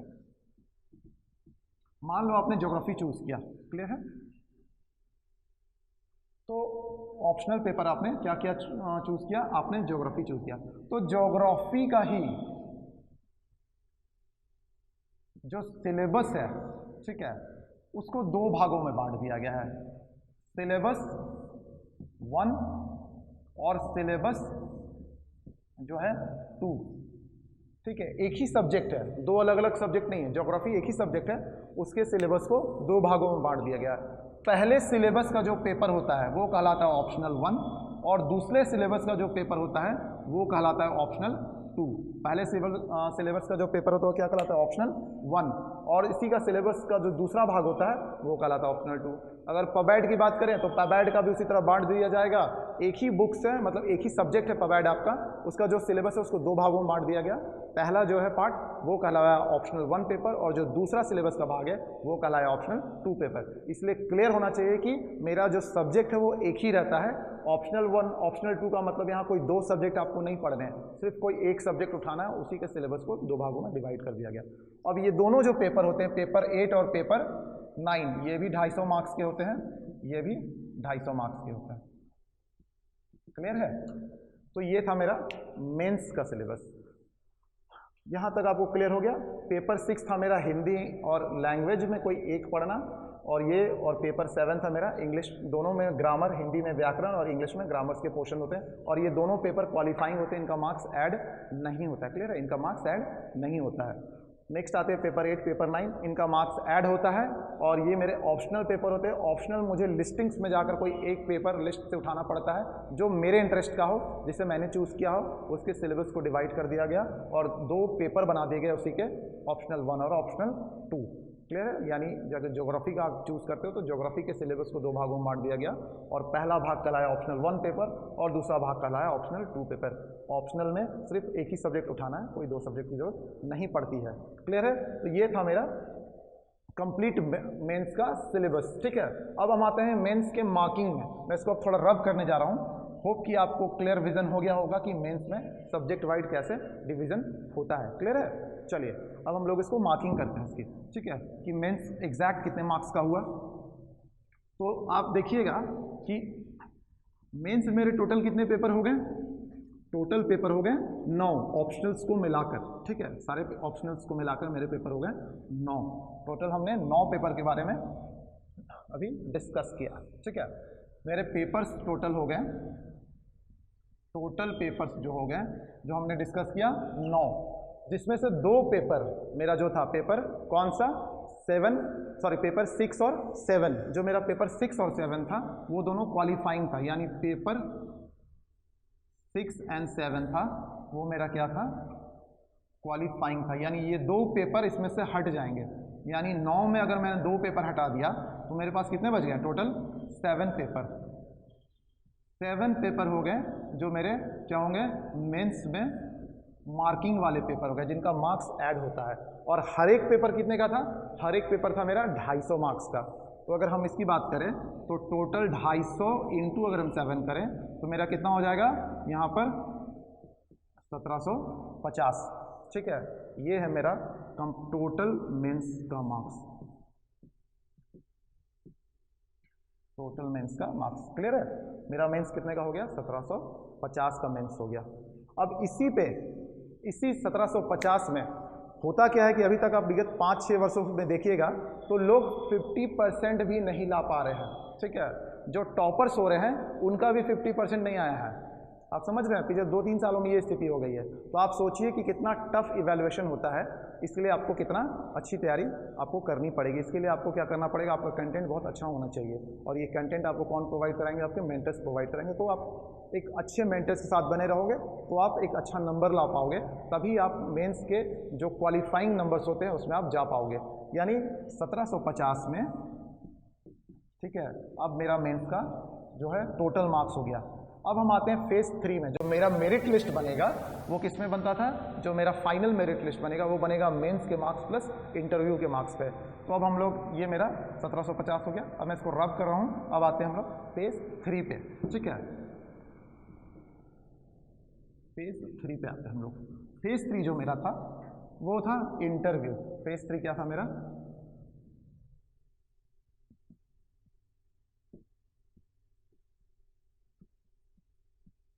इंटरव्यू। क्लियर है, फेज 3 क्या था मेरा, इंटरव्यू। हम लोग इंटरव्यू की जहाँ तक बात करें बहुत मज़ेदार होता है। ठीक है, आपको बहुत मज़ा आएगा जब आप इंटरव्यू में जाओगे। ठीक है, जब आप जो बच्चे मेंस क्वालिफाई कर जाते हैं, ठीक है, वो कहाँ जाते हैं, वो इंटरव्यू अटेंड करते हैं, जो फाइनल फेज होता है यूपीएससी सिलेक्शन प्रोसीजर का। ठीक है, तो ये जब इंटरव्यू देने जाओगे आपको इतना मज़ा आने वाला है जिसकी आप कल्पना नहीं कर सकते। मतलब इतना आराम से होता है। बहुत लोगों को क्या होता है, बच्चों को डर होता है कि भाई इंटरव्यू है, ये पहन लेते हैं, थोड़ा क्या बोलते हैं, अलग दिखते हैं, थोड़ा अल्टर तैयारी करके जाते हैं। इंटरव्यू है भाई, कैसे पूछेंगे, कुछ नहीं। ठीक है, आपको एक फॉर्मल लुक में जाना है, आपको एक फॉर्मल लुक में जाना है, और आपसे जो क्वेश्चन पूछे जाएंगे बिल्कुल आपके जो सीवी वहाँ जमा होंगे, ठीक है, उसी से पूछे जाएंगे। आपका जो सीवी होता है, ठीक है, वो जमा रहता है पहले से, जो उसी से पूछे जाएंगे। क्लियर है, यानी आप जो अपना इंफॉर्मेशन सामने वाले यूपीएससी पैनल को दोगे उसी से क्वेश्चंस पूछे जाएंगे। यानी आपकी हॉबी क्या है, आपके पर्सनल लाइफ में आपका एजुकेशन क्या था, आप क्यों बीटेक अगर आपने किया है तो आप क्यों यूपीएससी ज्वाइन करना चाहते हो, कुछ पर्सनल, क्या आपकी गर्लफ्रेंड है, अगर है तो कितनी है, बहुत सारे बहुत मज़ेदार क्वेश्चंस होते हैं, ठीक है। तो आपको बहुत ईजी वे में टैकल किया जाएगा, आपको बहुत मज़ा आएगा जब आप इंटरव्यू पैनल में जाओगे। ये एक इंटरव्यू की बात करते हैं तो फेज़ 3 इंटरव्यू हो गया। ये अपने आप में क्या होता है, पैनल इंटरव्यू होता है। पैनल इंटरव्यू कहने का मतलब है कि इसमें 4 से 5 लोग होते हैं, ठीक है, 4 से 5 लोग होते हैं। 4 से 5 लोगों का एक पैनल बना होता है, ठीक है। इस 4 से 5 लोगों के पैनल में एक क्या होंगे, आप किसी पर्टिकुलर सब्जेक्ट के एक्सपर्ट होते हैं, कोई दूसरे सब्जेक्ट के एक्सपर्ट होते हैं, तीसरे साइकेट्रिस्ट होते हैं। मतलब वो आपको हर तरीके से तौलेंगे कि क्या एक ऑफिसर के लिए आप सूटेबल हैं कि नहीं, ठीक है। इवन आपकी साइकोलॉजी भी चेक की जाएगी कि आप कैसे इन कर रहे हो, आप कैसे बैठते हो, आप कैसे उठते हो। जब बैठे हो तो क्या आप कोई एक्टिविटी कर रहे हो, वो अपने आप में सब कुछ हर चीज़ नोटिस किया जाता है, समझे। तो उसमें आपको ये भी तक चेक किया जाएगा कि at the presence of mind इस बंदे का कितना दिमाग काम करता है, इसमें क्या डिसीजन लेने की क्षमता है। बहुत सारे क्वेश्चंस होते हैं। मैं एक इंटरव्यू का छोटा सा क्वेश्चन बताता हूँ, ठीक है। एक इंटरव्यूअर था, ठीक है, जब वो उसने मेंस क्वालिफाई किया और इंटरव्यू पैनल के लिए गए, उनसे पूछा गया कि क्वेश्चन क्या था कि एक बरसात की रात हो रही थी, ठीक है। उसमें एक बरसात की रात में आप अपनी 2 सीटर कार से कहीं जा रहे थे, आप अपने 2 सीटर कार से कहीं जा रहे थे। एक बस स्टैंड पे एक बूढ़ी औरत को आपने देखा जिसकी तबीयत बहुत ख़राब थी, ठीक है। उसके बगल में एक व्यक्ति खड़ा था जो आपका पुराना ड्राइवर रह चुका है कार का, और तीसरी एक बहुत खूबसूरत लड़की खड़ी हुई थी, ठीक है, जिसको आप हमेशा ड्रीम में आप देखते हो, जो मतलब आपकी ड्रीम गर्ल है, ठीक है। तो आप उस सिचुएशन को कैसे टैकल करोगे, आप क्या करोगे। किसी ने बहुत स्मार्टली आंसर दिया, बहुत स्मार्टली आंसर दिया। स्मार्टली आंसर क्या दिया कि मैं सबसे पहले क्या करूँगा, चूँकि मेरी कार 2 सीटर है, इसमें 3 लोग नहीं आ सकते, तो मैं सबको तो कर नहीं सकता, और चूँकि उस बूढ़ी औरत का क्या था, तबीयत खराब था, तो मैं सबसे पहले अपने पुराने ड्राइवर को बोलूँगा कि उस औरत को लेकर कहाँ चले जाए, उस बूढ़ी औरत को लेकर अस्पताल चले जाए, और मैं खुद बरसात की उस रात में अपने उस ड्रीम गर्ल के साथ टाइम स्पेंड करना चाहूँगा सर। तो ये एक स्मार्ट आंसर था, ठीक है। और किसी से पूछा गया, एक दूसरे व्यक्ति थे, उनसे पूछ लिया गया कि अगर मैं आपकी बहन को लेकर भाग जाऊं, ठीक है, तो आप क्या करोगे। तो बंदा थोड़ा हुरमुट टाइप का था, ठीक है। उसने बोल दिया सर अगर वैसा करेगा तो मैं आपका मर्डर कर दूंगा, ठीक है। तो वो रिजेक्ट हो गया। कहने का मतलब ये नहीं था कि उसने इसलिए बोला कि मैं आपका मर्डर कर दूंगा या मैं आपको पीट डालूंगा या आपको मारूंगा तो मैं रिजेक्ट हो जाऊंगा, इसलिए उसको रिजेक्ट नहीं किया गया था। वहाँ पर्सपेक्टिव क्या था, इसी क्वेश्चन को दूसरे बंदे से भी पूछा गया जो सेलेक्ट हुए थे, उसने इसका आंसर दिया कि सर मेरी सिस्टर के लिए चूंकि एक आप IAS ऑफिसर हो, उससे सूटेबल वर्क नहीं मिलेगा, ठीक है। तो कहने का मतलब है सिर्फ पॉजिटिविटी देखते हैं, कितना पॉजिटिव वाइब्रेशन है। वो आपकी बहन को लेकर नहीं भागने वाले थे, क्लियर है। वहाँ से दिल्ली से रांची नहीं आने वाले हैं, क्लियर है, ठीक है। और ऑलरेडी काफ़ी एजिड रहते हैं, तो वो सिर्फ पॉजिटिविटी चेक करते हैं आपकी। जब वो बरसात की रात वाले सिनेरियो में किसी ने आंसर दिया, ठीक है, वहाँ बहुत सारे लोग बहुत अल्टर आंसर दे देते हैं, ठीक है। तो हर एक वाइब्रेशन को आपके इंटरव्यूज़ में चेक किया जाता है, इसमें कितना पॉजिटिव वाइब्रेशन है। एक जब मेरा इंटरव्यू हुआ था तो मुझसे जो क्वेश्चन किया गया था कि एज ए IPS ऑफिसर, ठीक है, आप झारखंड के लिए क्या करना चाहोगे, ठीक है। तो अगर बहुत सारे आंसर्स हो सकते हैं। अगर बोला मुझे कहा गया था कि अगर आपकी पोस्टिंग रांची कर दी जाए तो आप सबसे पहला काम क्या करोगे यहाँ बेटर एक शासन व्यवस्था लाने के लिए, ठीक है, बेहतर पुलिस की व्यवस्था स्टेबल करने के लिए। आंसर बहुत सारे हो सकते हैं, लेकिन मेरा जो पहला आंसर था मैंने जो दिया वो था मेरा कि मैं पब्लिक के साथ संवाद करना चाहूँगा, क्योंकि चूँकि रांची मेरा एक फ्रेंडली इलाका रहा है, तो मुझे यहाँ संवाद स्थापित करने में बहुत मदद मिलेगी और शायद मैं उसके थ्रू वहाँ के क्राइम्स को काफ़ी कम कर सकता हूँ, ठीक है। एक मुझसे और भी क्वेश्चन किया गया था कि झारखंड में आप 2 बड़े जो सबसे बड़ी यहाँ की जो समस्या है उसको आप किस रूप में निरूपित करोगे, कैसे देखते हो, क्या है। तो मेरा जो मैंने आंसर दिया था वो था यहाँ के लिए नक्सलवाद और भूमि अधिग्रहण की समस्या जो यहाँ के विकास में बाधक है, ठीक है। तो बहुत से लोग बहुत से आंसर देते हैं और जो इंटरव्यूअर्स होते हैं वो डिसाइड करते हैं कि क्या एग्जैक्ट आंसर होगा, लेकिन आपका आंसर नेगेटिव नहीं होना चाहिए। जैसे उस किसी बंदे ने बोल दिया कि मेरी सिस्टर को आप लेकर चले जाओगे तो मैं आपको मार दूंगा, ठीक है, या उसको गाली आपने दे दिया, आपकी पॉजिटिविटी वहाँ नहीं दिखी। आप क्या होगा, आप एक IAS अफसर हो, आपको काम रहना, आपको स्थिर रहना है, आपको पॉजिटिव थिंक लेकर चलना है वहाँ पर, ठीक है। एट ए टाइम आपको डिसीजन लेना है कि जो मेरे आंसर्स हैं, तो वही साइकोलॉजी भी आपकी इंटरव्यू में चेक होती है। क्लियर है? तो आप जब इंटरव्यू को देखोगे तो आपकी जो साइकोलॉजी होती है वो जो चेक करते हैं, यही 4-5 लोग करते हैं जो अपने आप में अपने अपने विभाग में स्पेशलिस्ट होते हैं। और चूंकि ऐसा नहीं है कि आप जाओगे तो आप बहुत डरे हो, तो आपको पहले रिलैक्स कर दिया जाएगा, आपसे पूछा जाएगा कि आप डर रहे हो, भाई डर रहे हो तो आराम से हो जाओ, कोई दिक्कत नहीं है, ठीक है। इंटरव्यू अब मज़े से चलने वाला है, तो आप क्यों टेंशन ले रहे हो? भाई अपने बारे में बताओ, मम्मी पापा के बारे में बताओ, बहुत इजी सवाल, ठीक है। क्यों क्रिकेट मतलब है तो सचिन तेंदुलकर, कौन है आपका फेवरेट? सचिन तेंदुलकर। सचिन तेंदुलकर, अच्छा यही बता दो सचिन तेंदुलकर का जन्म कहाँ हुआ था, पहला शतक उन्होंने कब लगाया था?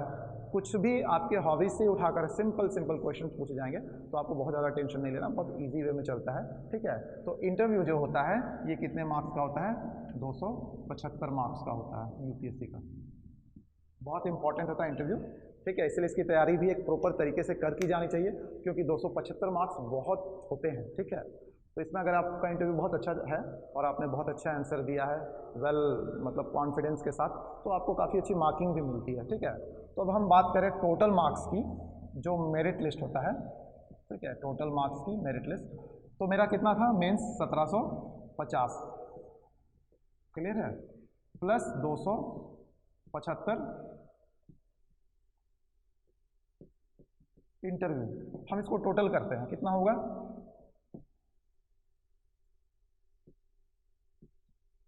कितना हो गया मेरा? 2025, ठीक है। तो ये हुआ मेरा टोटल मेरिट लिस्ट का मार्क्स। इसी के बेस पर क्या तैयार होता है? Merit list. क्या तैयार होता है? Merit list. यानी आपको इस 225 का जो मार्किंग होगा, इसके मार्किंग पे आपको अपने मेरिट लिस्ट में आपको लाना होगा। क्लियर है? यानी ये था मेरा होल यूपीएससी सिलेबस। और आप इसको कैसे क्रैक करोगे तो मैं 10 मिनट में ये बता दूं कि सबसे इंपॉर्टेंट चीज़ें हैं जो पहले पीटी के लिए चाहिए, कि पीटी के लिए आपका कंटेंट बहुत अच्छा होना चाहिए। जो बेसिक चीज़ें होती हैं, सबसे बेसिक यूपीएससी के लिए, वो होती है एनसीईआरटी। कोई भी बच्चा, क्या होता है ना, मैंने बहुत बच्चों को देखा कि आते के साथ इकोनॉमिक्स में स्टैंडर्ड बुक उठा लिया, पॉलिटी में स्टैंडर्ड बुक उठा लिए, हिस्ट्री में स्टैंडर्ड बुक उठा लिया आप लोगों ने, लेकिन आप जब बेसी नहीं पढ़ रहे हो तो स्टैंडर्ड बुक में आपको कितना नॉलेज मिलेगा? कहने का मतलब स्टैंडर्ड बुक में आपने नॉलेज तो ले लिया, लेकिन बहुत सी ऐसी चीज़ें होती हैं जिसका पिलर तैयार करना बहुत ज़रूरी होता है, वो भी बेस पिलर, और वो आपको कहाँ मिलेगा? एनसीईआरटी। तो आप एनसीईआरटी का जब बेस होता है वो बहुत इंपॉर्टेंट होता है यूपीएससी में, ठीक है। तो और ये सारी चीज़ें एनसीईआरटी हम लोग डिस्कस करेंगे, कैसे बेस पिलर से तैयार करना है, नोट जो हमारे रैंक कंटेंट्स वो एनसीईआरटी से अप टू डेटेड रहेंगे, ठीक है। समझ में आ रहा है? फिर है डेडिकेशन, एग्जाम्स निकालने के लिए डेडिकेशन, ठीक है। कुछ बच्चे होते क्या है ना कि इंटर पहुँचे और उनको आजकल जो एक बीमारी चली हुई है, इंटर के बाद ही शुरू हो जाता है। अभी आप फ़ोन लगाओगे, सबका रिंगटोन उसी के हिसाब से सेट मिलेगा। जिनका दिल टूटा हुआ है वो सैड सॉन्ग लगा लेते हैं, और जिनकी चल रही है स्टोरी वो क्या करवाते हैं? नाचने वाले लगा लेते हैं, दिल खुश होने वाले लगा लेते हैं, ठीक है। तो क्या होता है, इस डाइवर्शन से हमें बचना है, हमें देवदास नहीं बनना है, ठीक है। हमें क्या बनना है? हमें ये बनना है IAS, IPS, IRS, ठीक है, IFS। This is my dream and you should crack it. आपको करना चाहिए, और करना इसलिए चाहिए क्योंकि जब आप इस सर्विस में आओगे तो आपको इसका जो चार्म है इसमें आने के बाद ही पता चलेगा, ठीक है, कि क्या होता है एक IAS, क्या होता है एक IPS। बगल से अगर कोई SP या SSP की गाड़ी गुजर जाती है तो क्या एक अंदर से लगता है कि अरे यार, काश उस गाड़ी में मैं होता, कितना मज़ा आता। मैं उतरता यार, मेरे दोस्त बोलते कि हाँ देखो आज क्या है, मेरा फ्रेंड SP है, ठीक है। एक अंदर से ही आपको एनर्जी महसूस होती है। सोचो जब आप इस पोस्ट पर रहोगे तो आपको कैसा लगेगा, ठीक है। ये अपने आप में पब्लिक से जुड़ने के लिए, इस देश और राष्ट्र निर्माण के लिए बहुत इम्पॉर्टेंट ओहदा होता है। चलिए, आज हमने यूपीएससी का जो सिलेबस था आपके सामने हम लोग डिस्कस कर लिए, जो पीटी, मेंस और इंटरव्यू के पैटर्न पर जो हमारा मेरिट लिस्ट है इसी पर तैयार होता है। आप जुड़े रहिए सीडिंग सक्सेस के साथ। मैं अविनाश आर्य आप लोगों के साथ बीच में आता रहूँगा, ठीक है। आज हम यूपीएससी का कर रहे हैं। हमारा जो नेक्स्ट सेशन होगा उस पर हम क्या डिस्कस करेंगे, हम लोग डिस्कस करने वाले हैं जेपीएससी के बारे में। तो मैं आप लोगों में नेक्स्ट वाले सेशन में जेपीएससी के जो सिलेबस है और आप जेपीएससी को कैसे क्रैक कर सकते हो, काफ़ी कुछ उसमें डिस्कस करूँगा। तो stay tuned with us. Thank you very much. मैं अविनाश आर्य मिलता रहूँगा सीडिंग सक्सेस में as a mentors of GS various subjects. Thank you.